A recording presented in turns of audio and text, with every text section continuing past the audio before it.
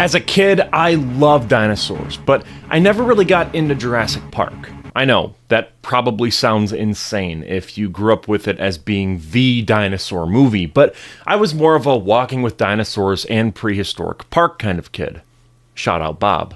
I would watch those endlessly, and I cared more about non-fiction documentaries than theme park disasters. Now, it doesn't mean I hated Jurassic Park, I just missed the boat. I didn't actually watch the first movie in its entirety until I was in high school, when I was assigned to watch it in a film class. And when I finally sat down and saw it from start to finish, something clicked. Not in the, wow, dinosaurs are cool kind of way. I already knew that. Instead, it was more like watching a machine that runs so smoothly and so confidently that you stop seeing the parts and just admire how it all moves. The screenplay is just so tight, man. From that point on, I was all in.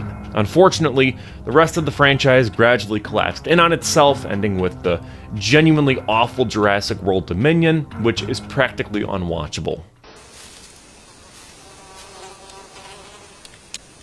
That is one big pile of shit. We'll see how Rebirth is. I don't know. This video isn't about that. I'm not here to complain, I want to talk about what works, and Jurassic Park works incredibly well. Now, one thing I should be very clear about before we go any further is that I am not a paleontology expert. I liked dinosaurs when I was little, but that knowledge has left my brain a long time ago. So I'm not going to sit here and nitpick the science. I'm not qualified for that, and more importantly, I really don't care. These movies aren't textbooks. They are fiction. They're about resurrected dinosaurs eating people. I am treating them like movies because that is what they are. And this one is one of the best movies of all time. Over the years, I've heard some people say that Jurassic Park doesn't really have the strongest characters, that they're thin, they're functional, and mostly there to just react to spectacle and nothing more. To be honest, I think that criticism really makes sense if you're only watching for the dialogue. These characters do grow. Dr. Grant softens, Ellie Sattler steps up, Malcolm's chaos theory goes from a punchline to a warning. They all change in response to the collapse around them. On a fundamental level, that is character. Another common complaint that I hear is that the movie peaks too early with the T-Rex breakout scene. And I won't lie, the pacing does slow a little bit afterwards. There's a brief stretch where the urgency dips and the plot just kind of meanders for a bit, but that shift really matters. The spectacle gives way to tension. You stop watching a theme park disaster and start watching people get hunted. The film trades shock for dread, and that trade is what makes the final act land as hard as it does. The real subject of this movie is not dinosaurs. Yes, they're on the poster and it's kind of the main draw of the movie. Instead, the subject is control. Every moment is about control being handed over and then lost completely. Nedry thinks he can steal embryos and sneak out. Hammond thinks that his tech makes the park safe. Even the scientists think they've contained and are able to outright control life itself. Every single system that they trust fails, and that's where the fun begins. The idea of Jurassic Park is very simple. What if science brought dinosaurs back to life and then put them in a theme park? That's the hook, and Spielberg wastes no time showing why that idea is a disaster. From the very first scene, someone dies at the hands, or rather the claws, of a raptor. Before we've even seen a dinosaur, we know this park absolutely cannot contain them. The tension works because every piece of the park feels real and fragile. You see how the fences operate, you understand the tour system, the command room, the protocols. Spielberg walks you through the systems first, then he shows them break, and then plunges the characters and the audience into chaos.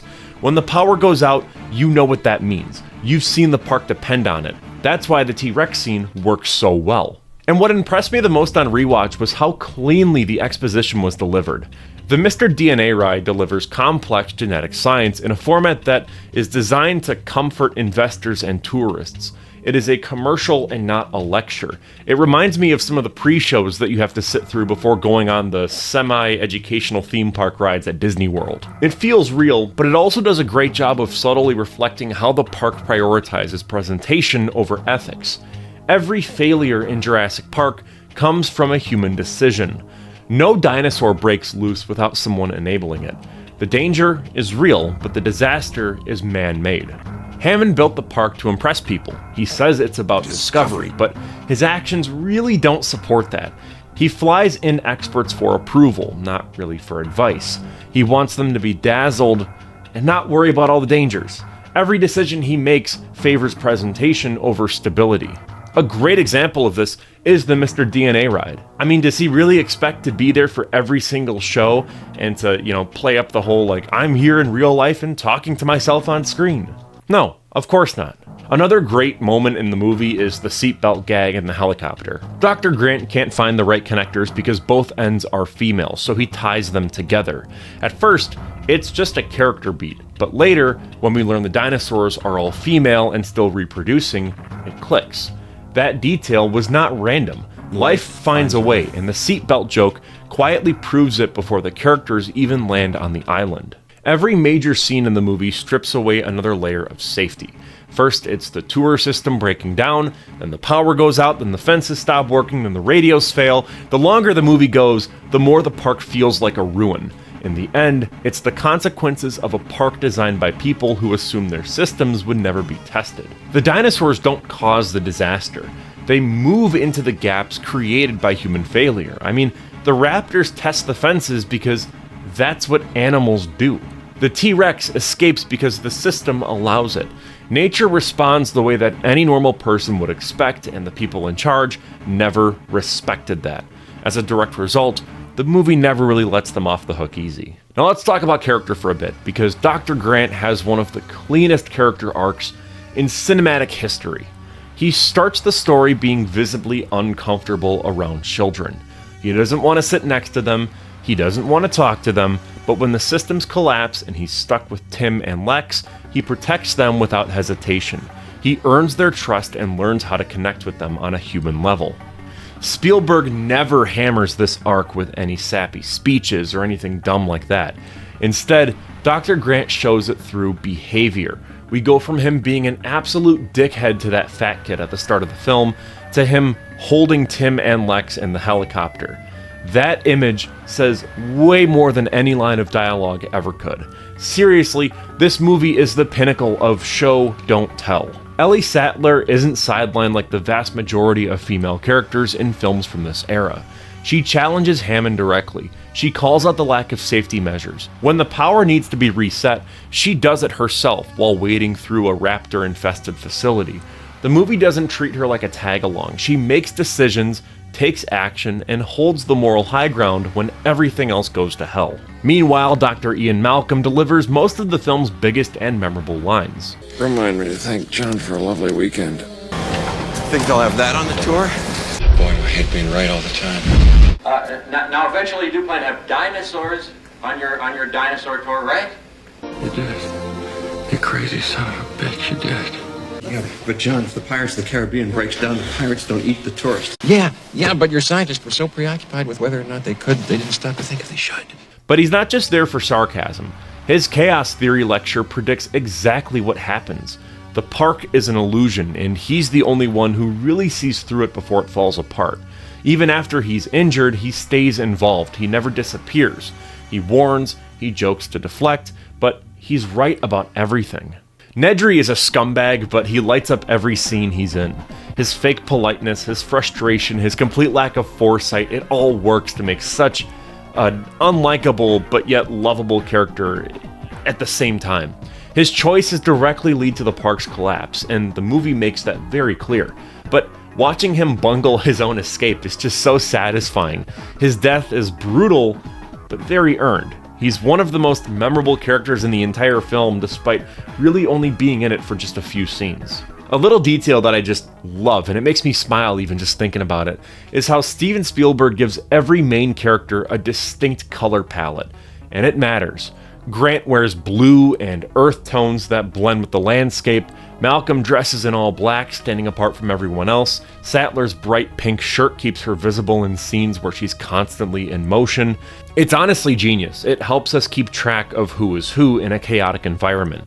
You always know where each character is, even when they're not talking. That is smart filmmaking. The park is filled with symbols of control that don't hold. The fences are tall, the vehicles are locked, and every door is supposed to lead somewhere safe, but none of them work the way they should.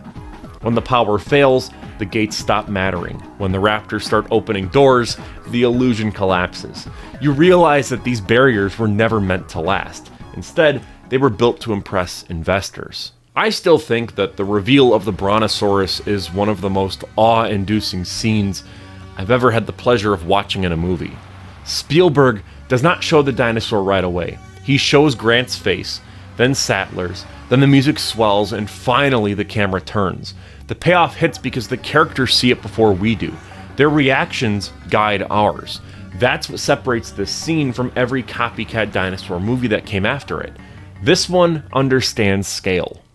The kitchen scene is just a masterclass in tension. The raptors don't need to roar or crash through walls, they just move, and the lighting is so sharp and cold. The camera stays low to match the kid's perspective while making the dinosaurs look big. The practical effects make the danger feel immediate. You hold your breath because the characters are trying not to make a sound, and you feel it. And that final shot of the T-Rex roaring as the banner falls is just pure cinema. That one image tells you everything you need to know about what just happened. The park failed, the animals are loose, and the king of this island was never man. It was always the T-Rex. Jurassic Park starts with a sense of wonder. Spielberg wants you to be amazed, and it works. The first time we see the dinosaurs, it hits. That moment earns its impact because you're brought into the fantasy with them, but the deeper the movie goes, the more that fantasy decays.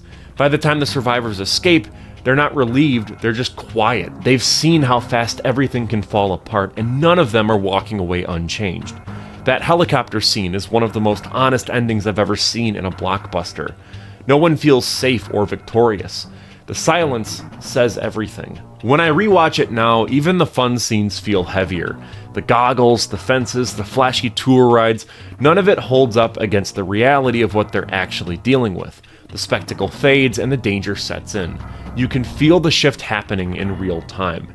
This is not an action movie with a few smart ideas. It's a full unraveling. That emotional drop is what gives the film so much weight, and it's what makes it a masterpiece.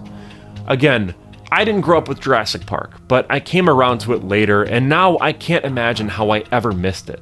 This is what blockbuster filmmaking looks like when it's done right. Nothing about it feels rushed or handed off to committee. It has vision, it has restraint, it builds something real and then burns it down in front of you. You can't separate this movie from the people who made it. Spielberg, who by the way also made Schindler's List at the exact same time, which is just fucking crazy to me, knew exactly how to frame every single moment. The script moves like clockwork. John Williams composed a theme that defines the tone before a single dinosaur even shows up. This team captured something that no sequel could ever repeat. It is the definition of lightning in a bottle. And the rest of the series, it kind of completely misses the entire point. It just gets louder and dumber and more cynical as it goes. Jurassic World is but its sequels are pretty bad.